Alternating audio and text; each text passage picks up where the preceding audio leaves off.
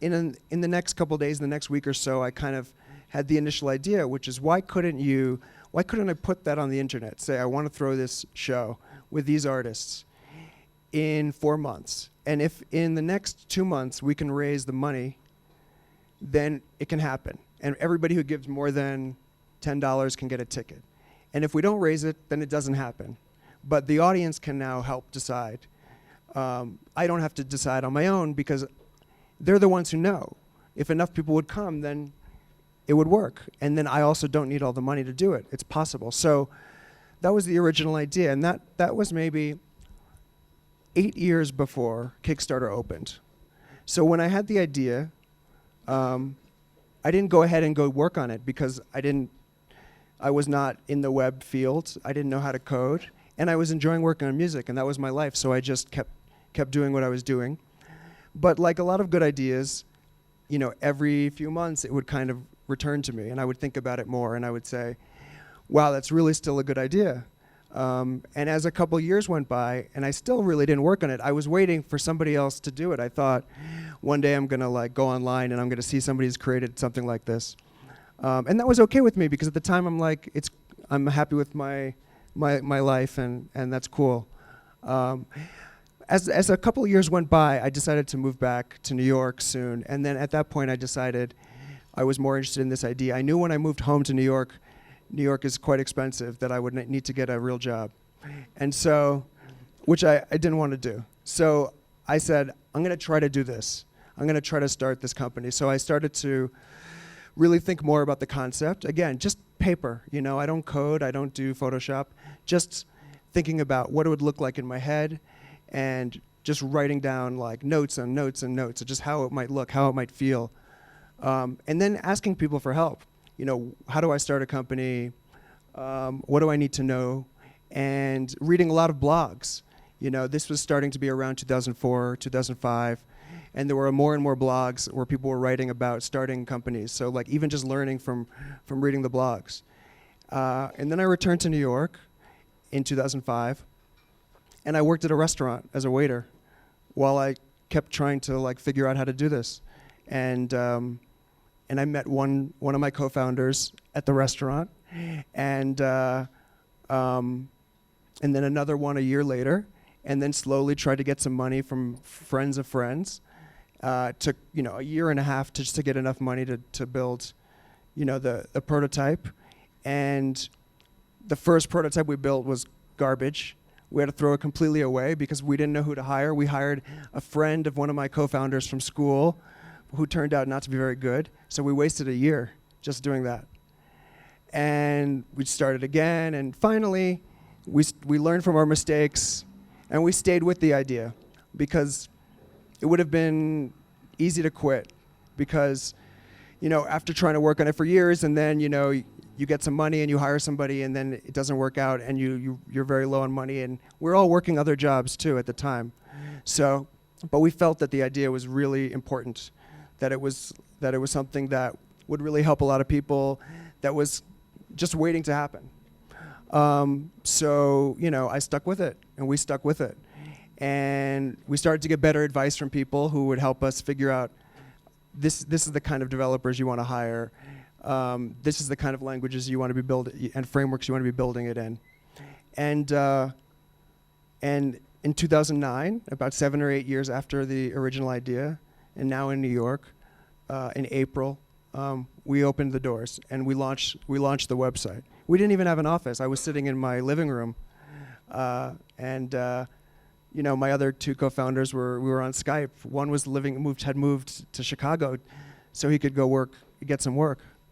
And then we turned it on. And at that point, it had been so long a process, and that at that point the goal shifted from creating something that was going to be like the dream was no longer that this is going to be this amazing thing. It was just, I just wanted to go live, so that people believe me that I was working on something for all these years. And so when we went live, and there was maybe a few projects raising money. I mean, we put projects, our own projects, and we had some friends put projects. And the internet kind of started to work, and then a day later, there was 2 projects from people we didn't know, and then a couple of days later, 3, and it just slowly started to happen, where people were putting projects up, and small amounts, a couple $100, and it built, and so then we were a real company.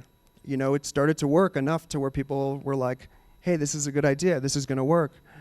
And we went from being 3 co-founders and a few other people that joined us to start it, to now the company is just celebrated the 6th birthday in April and is about 110 people. And I was the CEO of the company the whole time until about a year and a half ago. And then one of my co-founders took over my job.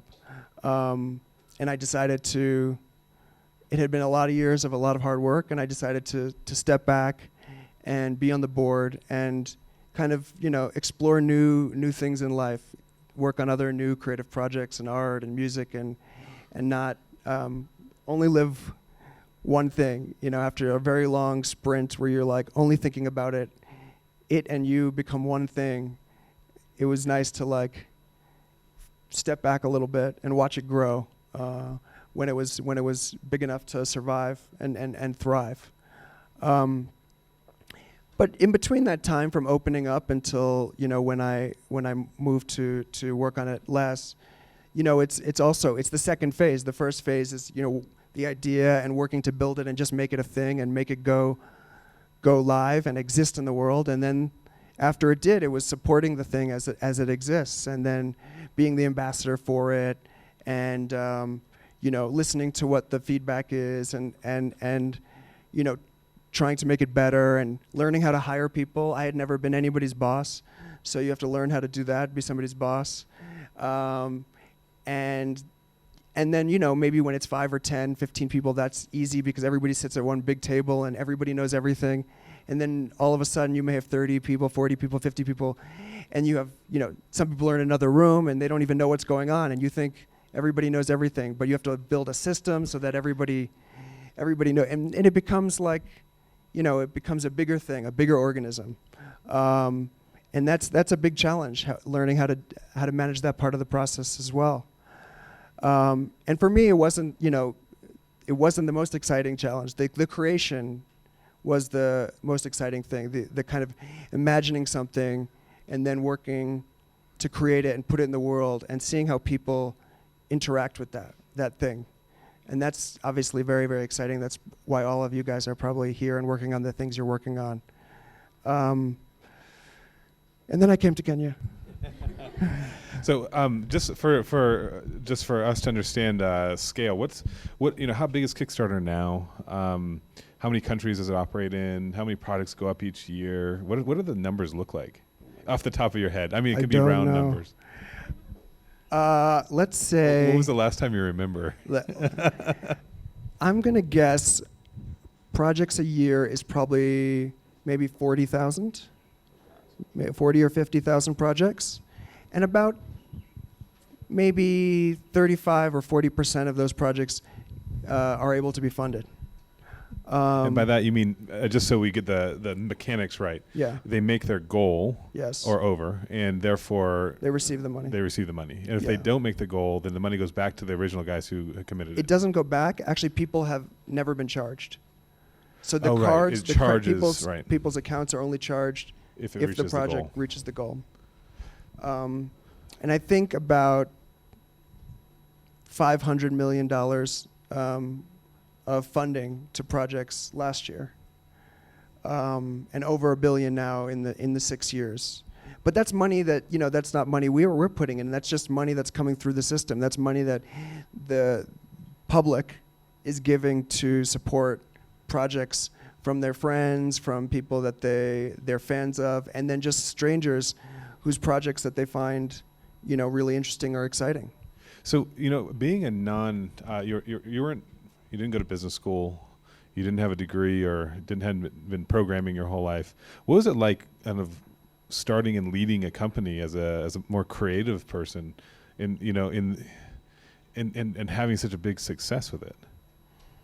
Well, a dark secret of mine is I did go to undergraduate business school for 2 years. Okay, But all right, didn't know I that. was a very, very bad student, and I only did that because where I went to school, the business classes were the easiest classes at the school.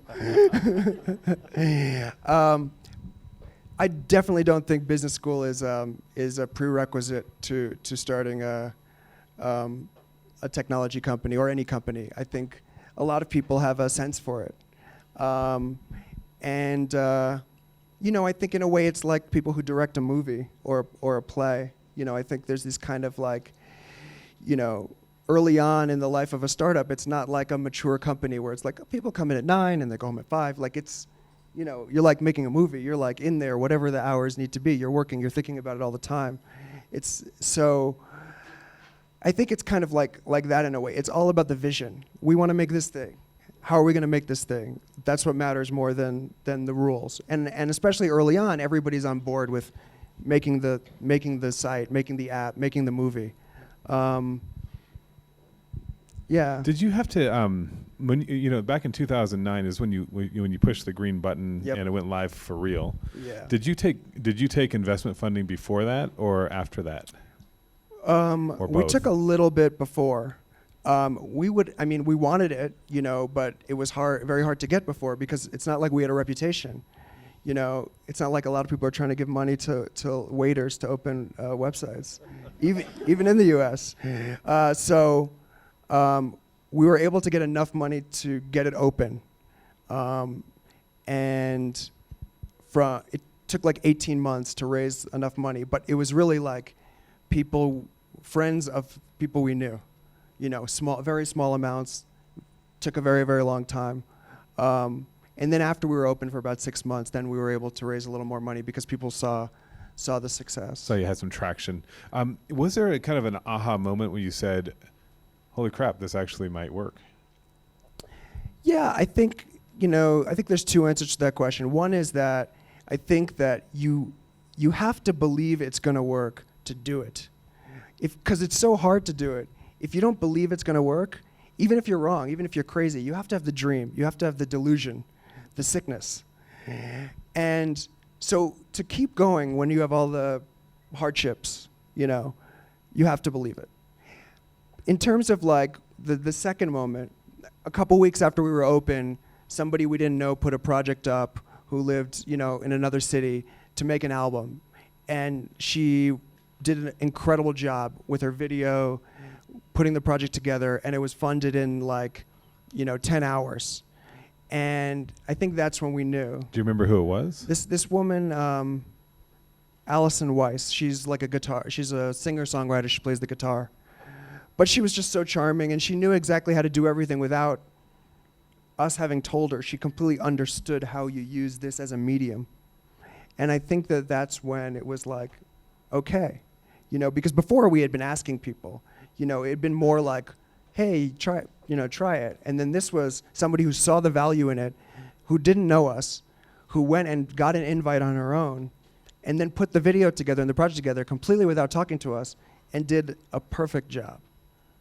So we did a Kickstarter project here around Brick 2 years ago as Ushahidi, and we're able to raise $170,000 through the platform.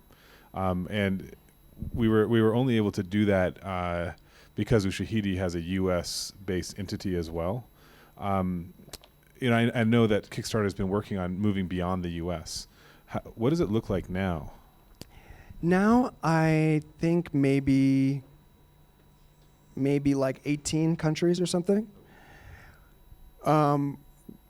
It was in like a lot of the Canada and the UK, the same ones, Australia, and They then speak English. they speak English. And I think the first language we just did, the first foreign language for us was German, which a couple of months ago was launched. So we've always been very slow with international. One of the big reasons is payments. A site like Twitter or Facebook, when they're just dealing with content, you can open up to the whole world the first day, boom. When you're dealing with payments, it was a whole other more complex thing to just, each country has their own payment types, their own banking system. So the issue is anybody in the world can give money to a project on Kickstarter, but the challenge has been for people To receive set it. up the systems in the country so people can receive the money, and then also not to just open up in every country, just to open up in every country, to like be able to like talk to the people there that are kind of doing the creative projects and send some people out. And we've always been much slower than other companies in doing that. I think we're just very methodical. You've been again being a creative. I know that there's been a lot of focus from we have competition outside with the volume. So you've been very focused on the creative projects on Kickstarter, right? Can you tell us a little bit about like why because there's a Brick is a gadget one, and it's actually a minority. Most of the stuff that gets done on Kickstarter is around the arts and creative side of the world. Is there a reason for that?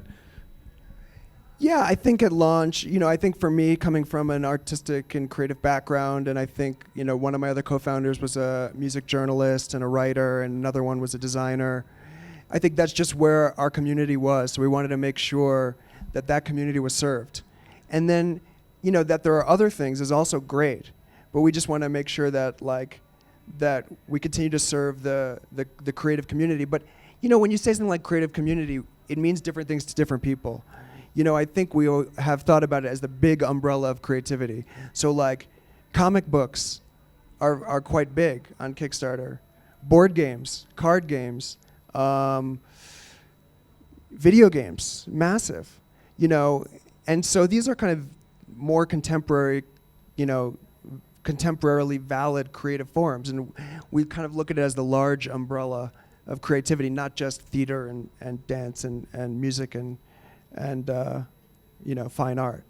So I'm gonna open it up for Q&A from everybody else here in a minute or two. One other question is, so when you've taken off from Kickstarter, you sit on the board now, and are there any projects you're working on currently? Are you thinking about anything? What kind of thinking about what's next yet? Not on the tech side right now. I'm thinking more about just weird art projects. I think my mind needs to rest from that, the struggle. And it's more of a return to normal for me. This was the tech journey was kind of the startup journey was kind of what was what was irregular. So like returning more now to just creative projects is more normal to me. But I'm still obviously very interested in technology. It is a part of everything that we're dealing with today. But I don't know if for me starting another company is in the cards. Okay, good enough. Hey, do we have some other mics? All right, and so what we're going to do now is, if you can, we're going to open up to some questions. Is it who has some questions? Let's just start with that. All right, we got one over here. Anderson. Buffet. Okay, my question is specifically around the timing around which you launched. What do you think, did it play a huge factor in the success? Do you think, like, let's say if you had launched 3 or 4 years before it or after, would it have made such a big difference, the timing? I have after may have been a little late, but before, I don't know. It seemed like we were very lucky. We would have wanted to launch it 2 years before. We just kept making mistakes. So we're very fortunate that when we launched it, it just happened to be, fortunately, perfect timing. Because the web was changing. In 2009, a lot more video, a lot more social media. These are the things that power the thing that Kickstarter does.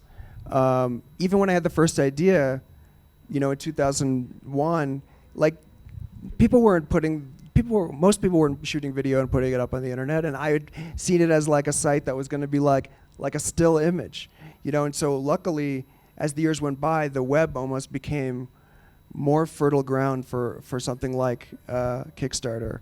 And timing is a very hard thing to plan for. There's so many things that need to work out that I think it's just a matter of you launch when you can launch. Maybe you can decide a month here, a month there, but in general, you're not going to wait, and you're getting there probably as fast as you can anyway. So you did talk about the video stuff. So and when you're putting together a Kickstarter to raise money, video is an important part. Yes. How did you guys figure out how important that was? I think at that point it was pretty just clear, where the web was, and that video is kind of like video and photos are like the language of the web. And then obviously if you're promoting a project to people you don't know, video is a way that you're really going to connect with them. They're going to see who you are, your body language. You can tell them, you can be the ambassador of your idea, versus like a whole bunch of text.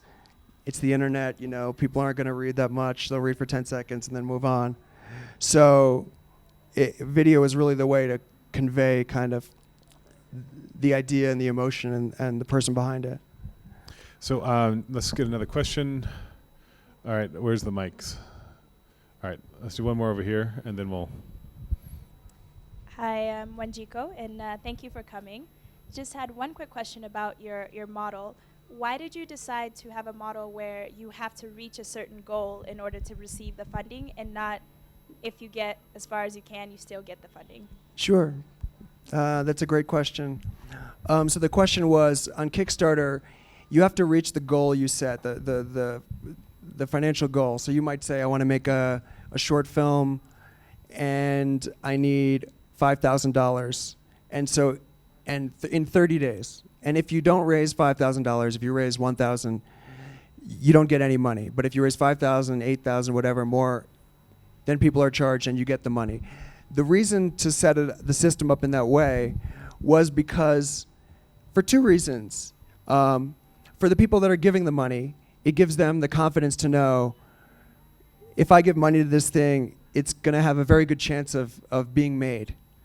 The person will have the resources needed. And then also this larger community of people that are like surrounding it. The other side, I think people don't realize as much, is it's protecting the creator. If I need $5,000 to make my film, and I get $2,000, well, the people that gave me the $2,000, they're going to be angry if I can't make my film, which is going to be much, much harder if I only get a piece of it. So it's also to protect people that are creating something.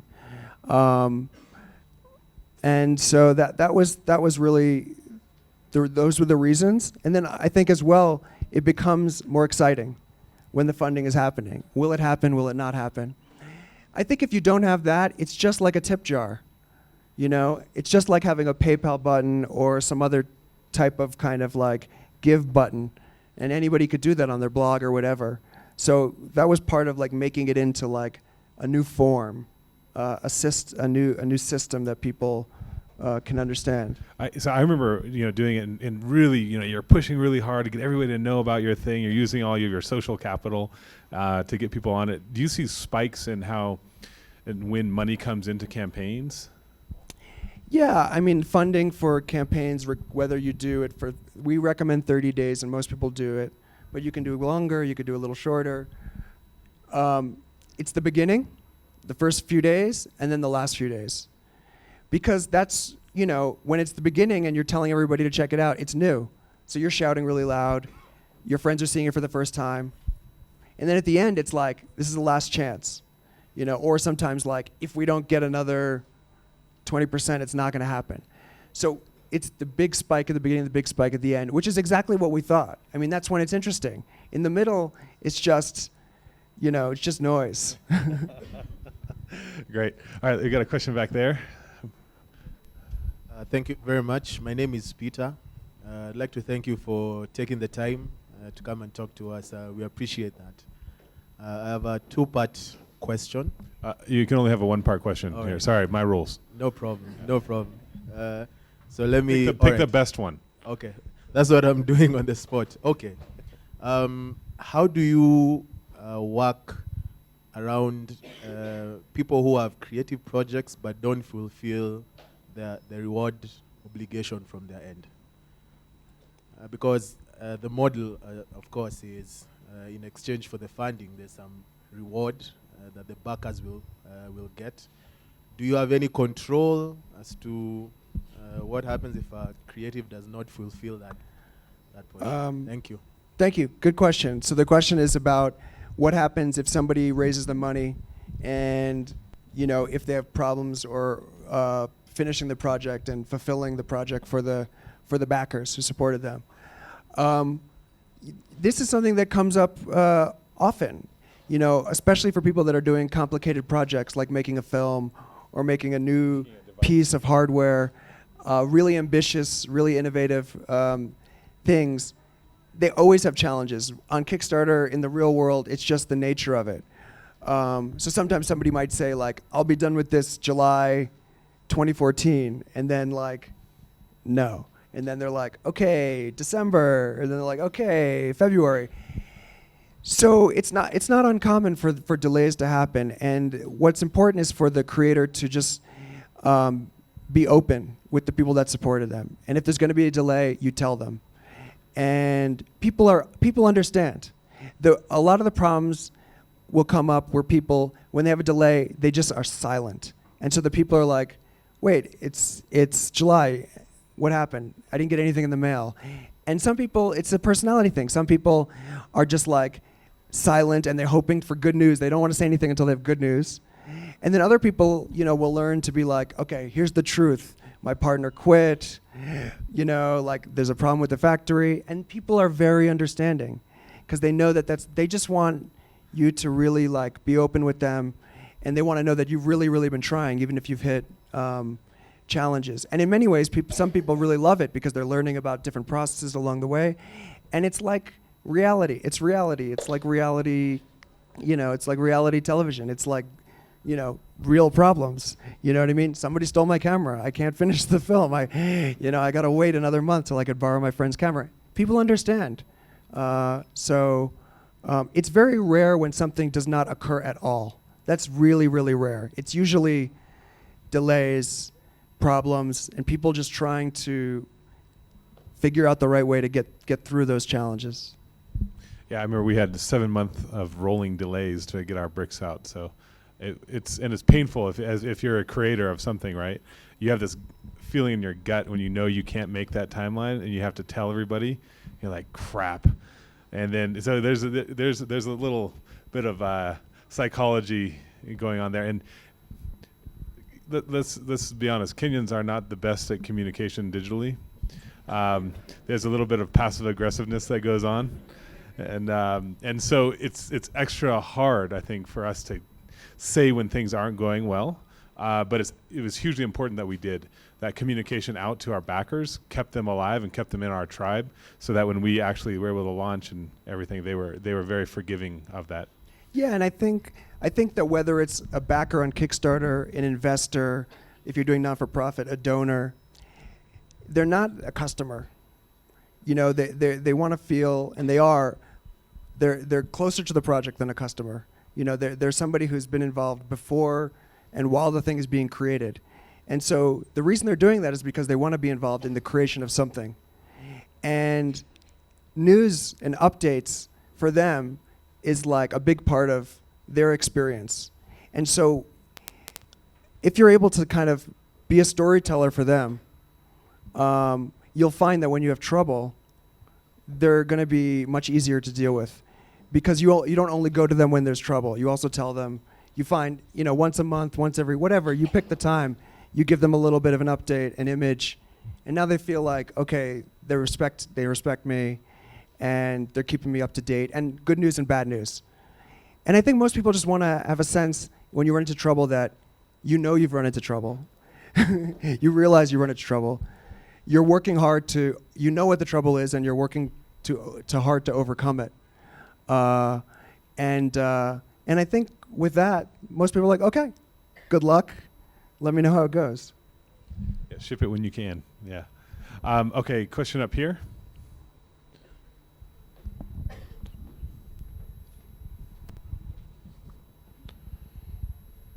So my question is to both of you. Having solved problems locally that have been able to impact people on a global scale, it makes you like a global problem solver. But then once you've solved that first problem, either Ushaidi or Kickstarter, you have bigger ambitions, you want to solve bigger problems, you want to touch more people, and then you have a lot more people in your ecosystem, you have more things that you're dealing with. Some people think that it's that first success which is the most difficult, but then how do you sustain that while you don't also scatter yourself all over the place? So keeping the focus and still having effective people in your team. How do you identify those people? So how have you been able to sustain yourselves, and what is it that you also envision could be a setback because of this whole the growth? So the question was about, once you're successful and you've gone through that experience and then there's more demands on you, or you want to do more things and you have more people that you're dealing with, how do you continue to do what you do, right? One, I think, is, I think you learn when for me, when things started to become, quote, successful, and then people were interested in, the first talk I gave was at a school and there was like 8 people and nobody cared, so, and I was so nervous I didn't even want to talk to them. And so and then all of a sudden you're speaking and there's 100 people and there's 500 people and you become less nervous, and then people want you to do things. Hey, can you speak at this conference? Can you join this board? Can you help me find money for this and all these things? So you have to start, and like maybe all of these opportunities before, if anybody asked, you'd be like, yes. But then now you're like, you don't have enough time, so you can only say yes very rarely. So you have to, I think everybody I've talked to who's been successful has gone on the journey where they have to start to learn no. Because if you don't start to say no to people, all of your time is taken by them, and you're unable to do what you need to do. And sometimes people learn that very quickly, and sometimes people take years to learn that until they're like, I'm so burned out, and I haven't done the work I need to do. So, I think you have to become protective of your time and your goals. What are your goals? And that's, I think, everything. What are your goals? Like, what is it that you're trying to accomplish? Who do you want to be? What kind of impact do you want to make? And then each of these requests, each of these decisions you're making in life, is that something that is getting me closer to that or moving me farther away from that? And you have to be honest, with yourself about these things when you're successful or when you weren't. And sometimes it's not like people would tell you that they are. In America and maybe here, it's like everything for so many years was about go to school, then go to a good college, get good grades, then get a good job. And that was what, that's life. That's how you get the good life. And for me, I went to work on music, then I went and worked in a restaurant, and then I started Kickstarter. So that they would never recommend that as a way. But even then, it wasn't just like it happened to go that way. I think also when I moved back to New York, I knew I wanted to work on Kickstarter, and I didn't want an office job, but I probably couldn't, a lot of office jobs I couldn't have got because my CV was terrible. But I knew there was this restaurant, which I used to love, that I knew was a hub in the neighborhood that I used to live in. And I knew if I worked there, I was going to meet a lot of great people in the community, great artists. And so it wasn't going to just be a job, but it was also going to be a place that I would meet people that somehow or another would be a good part of my life. And it did work out that way. But nobody would have recommended, if you wanted to like meet people, to like work at a restaurant.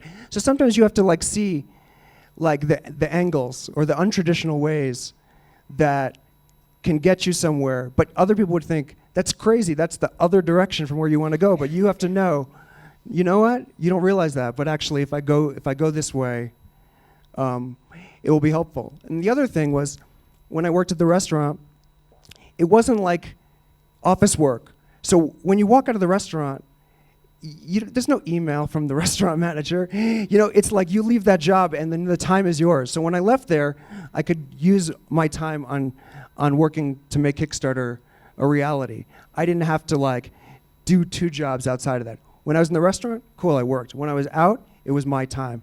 And then it was also physical. So instead of just sitting at the computer at work and then going home and sit at the computer, then at least I got like to like, move around, move my body. So, I think there's a lot of ways. Like there's the straight path, which people tell you, oh, go to school, blah, blah, blah. And not that those things are bad, but just that it was like on faith, if you just do those things, then everything's going to work. And even in the US now, in the last 10 years, people are realizing it doesn't work that way. A lot of people are doing all those things. They're coming out of school and they still can't get jobs. And so besides the straight path, I think there's the crooked path, and you read of a lot of successful people where you hear about their journey and you're like, that doesn't make any sense. But if you start to talk to them, you can start to see how, whether it was because they saw why it made sense, or just because their personalities took them into strange places, that those things can make a lot of sense. And a lot of times it's by pursuing what you're passionate about, So if whatever it is, it could be something where you're like, I love dance. And people are like, that has nothing to do with what you want to do. But you never know. If you're passionate about it and you bring that passionate energy, that journey is going to take you to meet people, and those could be the people you end up starting your company with. So the main thing is that there's, obviously you're all here so there's other ways, non-traditional ways of doing things. And those ways are going to become more and more effective in the future as the traditional ways don't support us as much. Just to answer that question real quick, I'd say that I think your first success is your hardest success. I think that's true. And I think that more can be attributed to dumb luck and persistence than actual anything else. It's a lot of stubbornness is needed to make it. I mean, to hear Perry's story about going for so many years before they pushed the green button and it actually went live and worked, I mean, that's persistence, right? Let's go ahead and go back there to Hoodie. Yes, hello. I have a question. You mentioned that you had some complications or challenges in terms of payments, yeah? I'd just like to know, like, what is the nature of these challenges? Sure. So the question was about I mentioned challenges with payments, and so he was interested in learning more about that. Some of it is just different countries, different areas just have different payment types. In the US, credit cards are so popular that if you accept, Visa, MasterCard, American Express, that's enough. You can just launch. We don't even accept PayPal. We never even have. And then, every area and every country is going to have their different payment types. And so you just have to kind of find a way to adapt the system or to work with local payments providers and banks to take the money in securely, and then also to get the money to the project creator. Because we don't want to hold those funds. We're not a bank, and there's so many different regulations about, if you hold the funds, then you have to get all these different licenses or whatever. So it's a little bit complicated about making sure the money comes from the backers, but then goes to the project creator, and that also you can take the payment types for the home area of the creator, and that then they could eventually reach the backers. Why did you choose Amazon? So when we launched, we used, instead of PayPal, we used Amazon had a product called Flexible Payment Service, FPS, which was their attempt to compete with PayPal. So when you were checking out on Kickstarter, you would click a Amazon payments button and go to an Amazon login page, and it was like that. It was a couple of extra steps. No, we don't have that any longer. Now you can just put your card in. At the time, that was the only solution, actually. Because our model isn't just like when you're in checkout, you put the account information and you're charged. You may not be charged for 30 days. So it had to be a system that was able to take the account information and then be able to charge you days or weeks or even up to 2 months in the future, and also be, and know that the money would be there, not that the account might be empty by that point. And it has, as Kickstarter has grown, have you had a lot more leverage with Amazon? Well, we moved off of them about a year ago or so. Oh. So now it's more classic that we use Stripe, actually, which is, who's also done a Fireside chat here. Oh, great. Yeah, Paul did. Great. Payments is a crazy thing. There's a lot of payments innovation in the last couple years, which is incredible. It's great because the payments industry was terrible. It's just that it was the same few players. All the technology was terrible. They made so much money for being a part of every transaction. They had no reason to kind of innovate. And it's been the last few years. PayPal was the first, 15 years ago or so. But now, even in the last few years with Stripe and Braintree and Venmo and M-Pesa and there's, this is a really exciting time. It's, allowing people to kind of more easily transfer money to each other and create different systems without using cash, and then without the banks getting too much of a piece of it, or the credit card companies getting too much of a piece of it. Awesome. Okay, so next question. Okay, over here.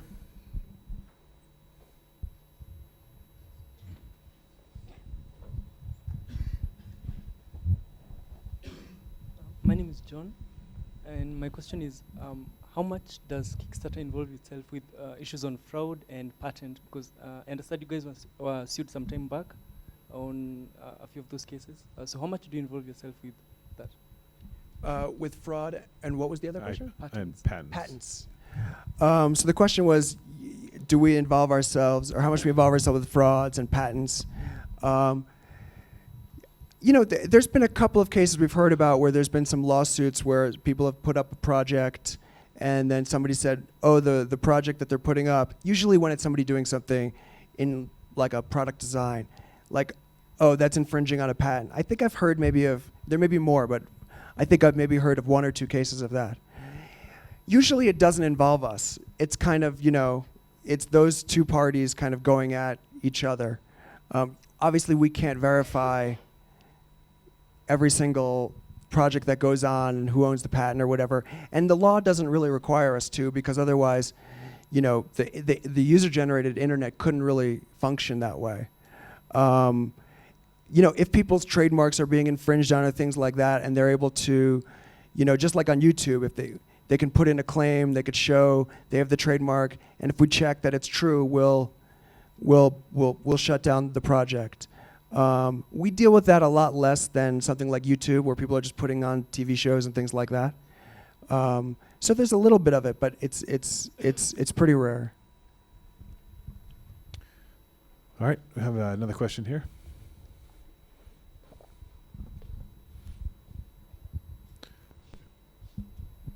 Perry, what's your favorite Kickstarter story? Oh my God. Just one. Just one. Okay. It's the brick. No. That's a plant. I'll pay him later. So I don't know. There's a fun one I like to talk about a lot. It was in the first couple of years. For me, I love the more art-oriented projects, the ones that are just doing something a little bit crazy. So that we had these 2 artists. One was from the UK and one was from America, from the States. And they did a project to write a letter, handwritten, to everybody in the world. But the project they were doing was actually to go to one town with 1,000 people, and they would go live in the town for a month and write the letters just to that town. And then after a month, they would go to the post office, mail them, and then they would leave. And they did. And then the next day, after they had left, everybody in the town got a letter handwritten from them. And they don't know who these people are. They didn't talk to anybody in the town. They were just there writing letters. And they would be like, oh, your garden is beautiful. And they'd be like, who are these people? Or one was like, I switched all the things in your refrigerator with Ben Affleck's refrigerator. And so, they were just having fun, and it was just something like really warm and really fun and really nice. And the kind of thing that is nobody's going to give them money for this, And so that's what I love, is like that 200 people said, this is going to be great. And they gave them money, and they got, $3,000 to do it. But otherwise, nobody's going to give you money for that. So, what the largest Kickstarter was that a game?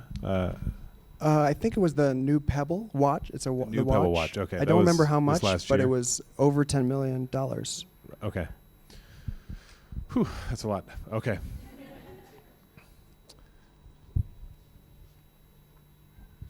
So when it comes to crowdfunding, there is the element of anonymity. How are you dealing with things like funding of illegal projects like drug dealing or selling of arms via your platform? You know, we unfortunately we haven't had the excitement of dealing with these kind of things. You know, because I guess one is that, you know, a site like YouTube, there's probably 10 million videos put up every It mi- hour or day or. I was Perry, it might be good explaining the curation system even to get Well, on. it's actually too. not anymore. Oh, it's not? It's just that there might be 200 projects on Kickstarter each day, new ones. So the staff can see each one.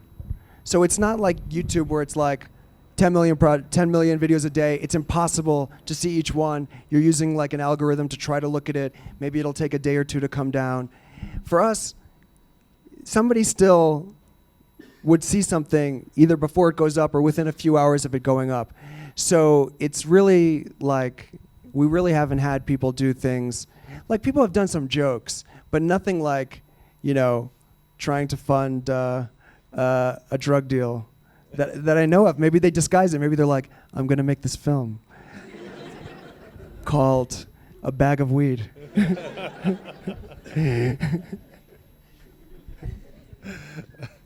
All right. All right. Got a question back there?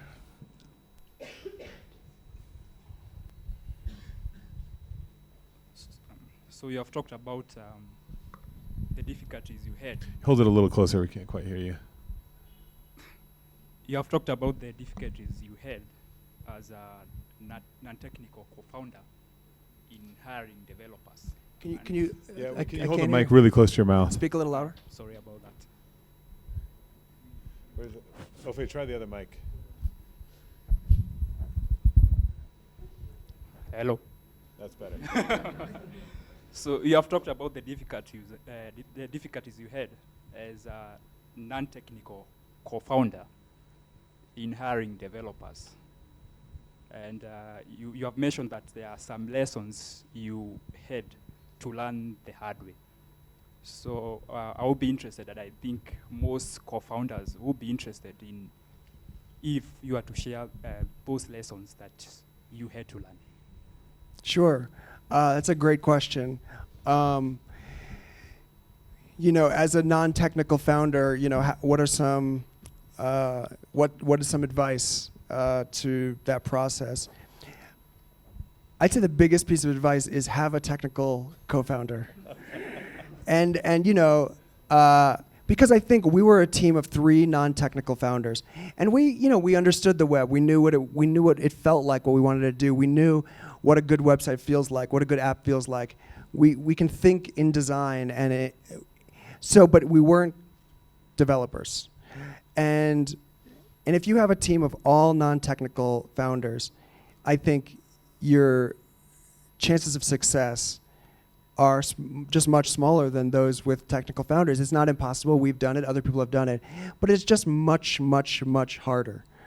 So I think it should be a priority to find a technical co-founder.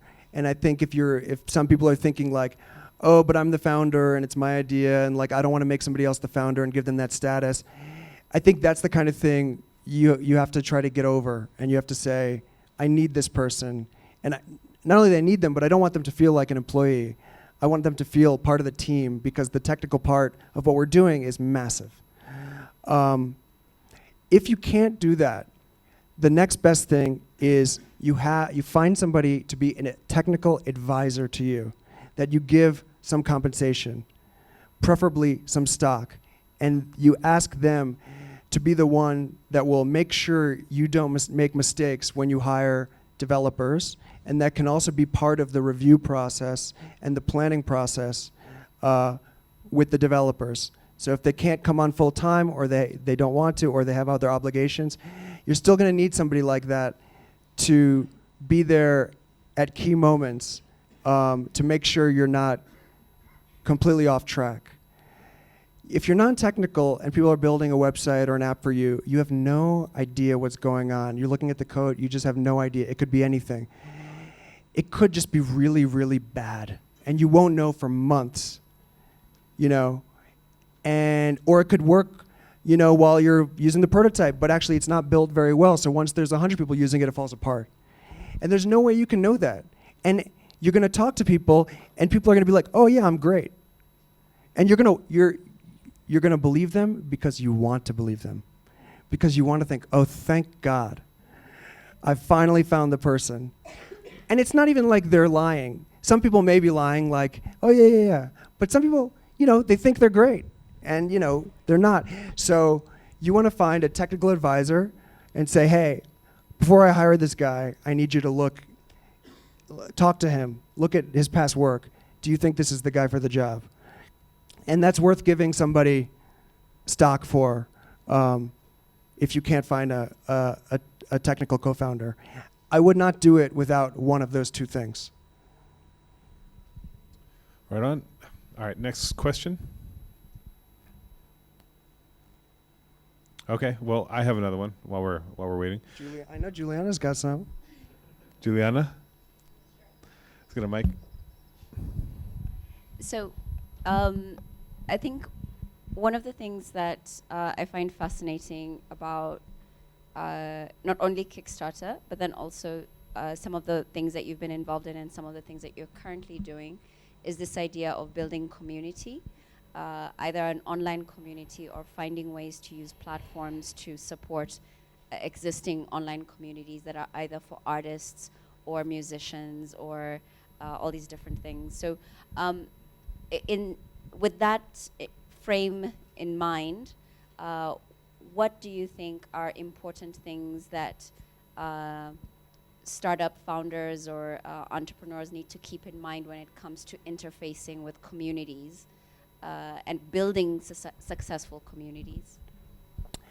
So the question is about, you know, dealing with community, and I think two types of community: the community that you are involved with personally, as an entrepreneur, as a startup founder, or whatever it is, as a designer, as an engineer. And then the second is that if you're building something that is social or has a community component, which a lot of things do, how do you deal with nurturing that community? The first one, I think, you know, the example, we're sitting in it like a place like the iHub.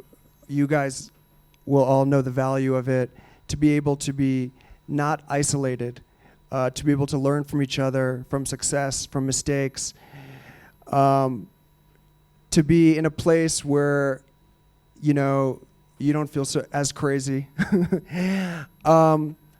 It's super important. It's super important to learn that way and to see how something is being done and to know you can do it and to be able to ask questions and to get that support. I think support is a critical part of doing something very, very risky that takes a long time. I think a lot of times along the way, you're going to ask yourself, what am I doing?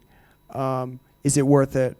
And if you're doing it more isolated, it's harder to get through those points. Even if you're reading about different stories on the web, really being able to talk to people. You know, and then especially if you're a founder, you know, it's hard to find people who relate to your experiences, you know.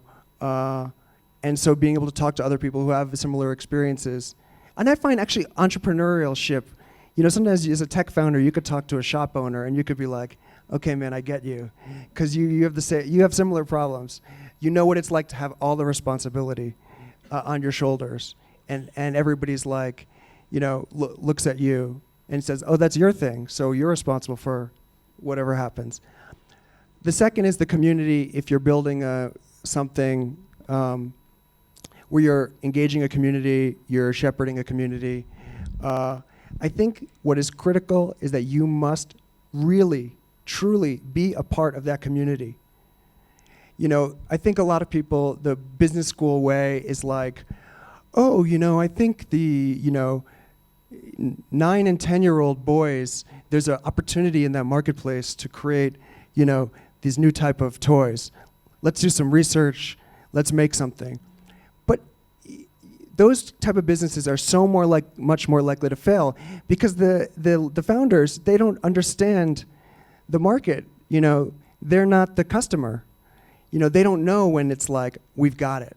And I think if you're a real, true member of the community that you're creating the product for, when you've created a successful product or service, you'll know.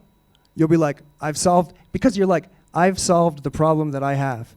And when you haven't, you have to be honest. You're like, okay, it looks cool. It demos well, but I didn't really solve the problem I have. The ability for you to be a part of that community means that you're really going to know when you're on track and when you're off track. And that'll also allow you to listen to the feedback and the criticism and understand it. And know the people that are saying, hey, I'm having this trouble or that trouble. You're like, oh, okay, I understand. I know if you're in that situation and you're at the bus stop and you're okay, I get it. So I think that is the most critical thing. And then when you're building the team, maybe not 100%, but as much as you can, build the team with people that are, again, part of the community that you're servicing. It's not going to be 100%. You might find somebody who's brilliant at some job as an engineer or whatever, and they're like, oh, I understand it a little bit, and sometimes it's worth it. But you wanna create that culture where the people in the room are the ones who are being serviced or really, really, truly understand the community that's being serviced. Otherwise, you're gonna get disconnected very, very quickly. Well, when you're building up Kickstarter, you're doing it in New York, and a lot of the guys we talked to come from the Bay Area. Was it difficult to do it in New York, or is there a good community there? How is it building a tech company there? Yeah, New York is great. New York is great for it's San Francisco, the Bay Area, Silicon Valley. It's the most famous place for starting technology companies. It's been that way for a long time. It'll be that way for a long time.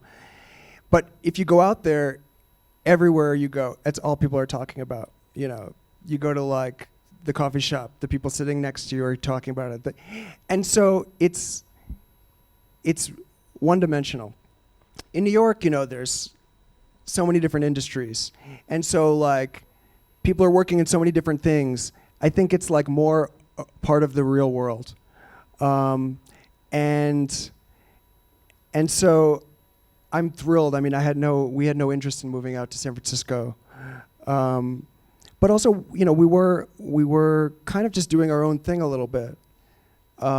Just trying to we had the vision, we wanted to do it.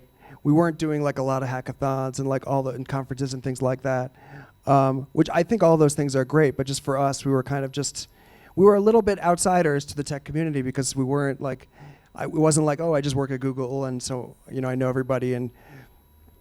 But now you can start things from anywhere. I think that's the biggest thing. I think, when I had the idea for Kickstarter in New Orleans, 13, 14 years ago, there was no way I was going to be able to do that in New Orleans. I didn't know anybody who was a developer in New Orleans, not one person. But I think now those things are changing, and so that's you guys are all dealing with that. It's more challenging when you may not be in a Silicon Valley, but it's possible now, which was not always the case. Yeah. Good. Okay, I'm gonna have one or two more questions. Then Perry actually has to get going to get to the airport. So I have a question there. Is there any other questions? All right, we have one here. Okay, so the last two questions. Go ahead. All right, thank you very much. I'm curious to know, have you launched Kickstarter in a country where crowdfunding is not necessarily a culture? And what has your experience been, or how does Kickstarter in several countries or areas compare? Thank you. That's a great question. Just asking about, have we launched Kickstarter in countries where the culture may not exist for giving online or giving to people to do projects? What are our experiences? The answer would probably be yes, in the sense of that I think every country has kind of a different history and a different relationship with kind of asking for money and giving money. So in the U.S., it's a part of the it's more of a part of the culture. Although still people are quite shy. You know, you're going online, you put up a video, you're asking people for help. A lot of people still, it's like, it's too embarrassing, I can't do it. But then you go to other countries and there's different cultural reasons. Like in Europe, they're used to getting a lot of the funding for creative things from the government. So it's unusual for people. They give a lot of money for like nonprofit, charity type things, but for giving for creative things, it's a bit different for them. So I do agree. I think it's going to be a different thing and a different challenge in each country based on the culture. What I think happens though is that if you're talking about a concept and you ask people, hey, if somebody put something online, would you give money to them? People might be like, no. But when you're talking about something specific, where you're like showing them, hey, look at this video, these guys are making the brick, and if you support them at this amount, you know, in 6 months or a year or whatever, then you're gonna get one. It's you know, it's specific, you know, it's like, oh, Spike Lee's making a new movie, you can get the, you know, $10, you can get the download before anybody else. When it's that way, I think people can, then you can see if people will get into it. You know, and people are, I think, are more likely to get into it. And they probably get into it first when it's going to be either a friend does it, a family member does it, or somebody that they admire does it, or some area where they're really interested, like they really love drones, and then here's a really cool drone project. So you're completely right in the sense that I know a lot of people I've talked to are like, you know, that's great, but it's not going to work here. And I think what you're speaking to is that I think it'll be challenging for people to understand it conceptually. Of course, I'm not going to give money to somebody on the internet who I don't know to do something and trust that they're going to send me the thing. But then when it becomes more specific and they're like, oh, that thing looks cool. And then it's like, oh yeah, my friend did it and he just got his thing and it's really cool. Slowly, I mean, think about even Twitter. I mean, when Twitter launched in the first, you know, year, people were like, I'm not going to use that, that's stupid. And then like 2 years later, they're like, I'm addicted to Twitter. So I think it's kind of like these things take time. I think the key is for a lot of these things is if you're working on something that actually provides value, it's not a gimmick, it's not, but really the people that use it, their lives are better. Even in a small way, it saves them a few dollars, it saves them a little bit of time, it allows them to communicate with friends better. If it really, really provides value to people, then people will come to it, however long it might take. Okay, and last question. Okay, last question for the day. You mentioned like you raised money from friends of friends, right? What are some challenges did you go through, and like what are some lessons that you can share about it? Raising money from the challenges of raising money from friends of friends. Well, it's better if it was just friends, but a lot of our friends didn't have money, so we're like, okay, you don't have money. Do any of your friends have money? And what we were showing them at that point was just a PDF, you know, and trying to get them excited about the idea and raising small amounts of money. And, you know, most people said no, but over a year and a half, enough people said yes. And you're just telling the story, and you're telling the story. And each time you tell somebody new the story, you get a little better at telling the story. Or you realize, last time when I was telling the story, in this part in the middle, the guy was like, it was boring. So like, okay, I'm going to eliminate this part of the story. And you just kind of, and then you build. So once you get one guy, then you're like, okay, we already have one investor. And then maybe you get a guy or someone who people know. And you're like, okay, we got an investor, and this is this guy from this company or this from this band or whatever. And you can build on it. The first one is always the hardest. And then maybe somebody who said no to you before will be like, oh, okay, they did it? Okay, now I'll do it. There's a lot of people like that who are like, they don't want to be the first. So once you can prove, okay, there's 10 other people or whatever, and so sometimes you have to circle back to people. You could say, if they say, look, I love the idea, but I can't, you just say, okay, listen, I'll come back to you. And you might go back to them and be like, hey, in a week, we're closing it up. This is your last chance. And that's how things work. Like people don't want to do it when when they're not sure that there's enough people doing it, or that they can take all the time in the world. But when you're like, okay, in a month, we're closing the funding and we have 15 other people and it's now or never, then people might who are on the fence may come over. But it's very hard to do, and you have to become a storyteller, and you cannot get bothered by rejection, and you just have to believe in what you're doing enough to keep telling the story and keep thinking of ways that you can keep progressing it. Because while you're raising money, you're doing all the other things at the same time. Okay, so I just want to say thank you to Perry for coming. Thank you to all of you for being here for Perry's talk. Let's give Perry a good Nairobian thank you.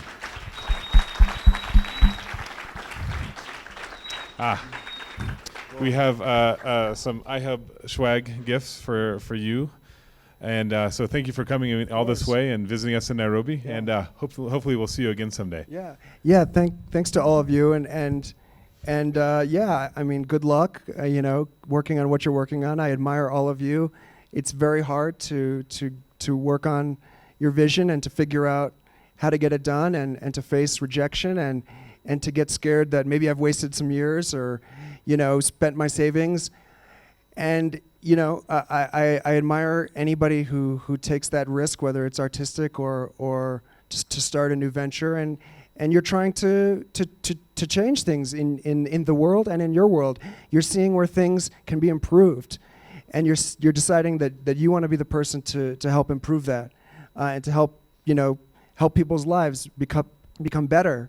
And that's a big thing. So I just want to thank you guys for doing that, and good luck.